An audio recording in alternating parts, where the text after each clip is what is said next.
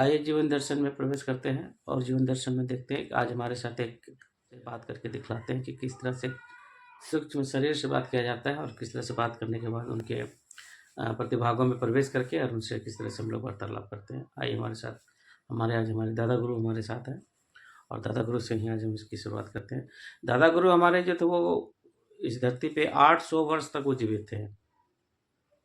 उसको हिमालय में थे और छाया मुंशी के आशीर्वाद से गुरुदेव ने अंतर्ध्यान होकर के उनका दर्शन किया और फिर गुरुदेव ने इस पूरे भारत का भूखंड को बदलने का संकल्प लिया और फिर हम जैसे कुछ पहले पहलू में हम अगर प्रवेश करते हैं तो हमें पता चलता है कि जीवन दर्शन किसका करना है, शरीर का करना है कि आत्मा का करना है, स्थूल शरीर है कि नहीं है।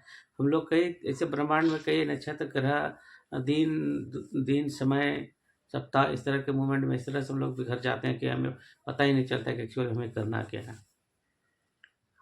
हमें इसी शरीर में रह करके ये इसको आप प्रथम मानिए या अंतिम मानिए, जो मानिए अपनी अपनी इच्छा। मैं किसी तरह जाति का विरोध नहीं करता। मैं हमेशा साफ सुथरे स्थिति में काम करने को अपनी शिष्टाचार मानता हूँ और आपको अपने एक धर्म पे बात ही नहीं करना है। इसलिए इस तरह कि हम इस धरती पे मनुष्य के सेवा के लिए आए हैं।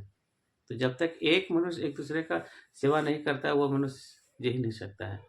इसको आज ऐसे समझना है कि अगर आपको लुंगी की ज़रूरत है तो लुंगी बनाने वाला भी कोई होगा, उसका भी परिवार है, मेरा भी परिवार है। तो हम उसके परिवार को चलाएँगे तो हमें लुंगी पहनने को देगा। हमें आलू की ज़रूरत है तो हम आलू वाले के परिवार को मदद करेंगे तो फिर हमें वो आलू देगा।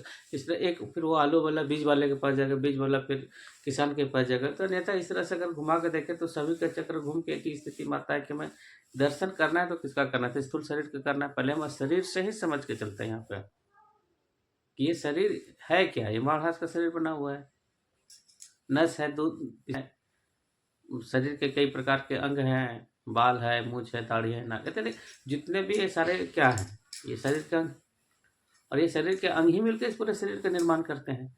तो स्थूल शरीर में अगर देखा जाए तो पूरे शरीर के निर्माण में जो भी इतने भी अंग पार्ट जो लगे हुए सबके अपने अपने जगह पे अपने काम है। तो उसी तरह से सामाजिक निर्माण में भी हमें इसी तरह की भूमिका निभानी पड़ेगी।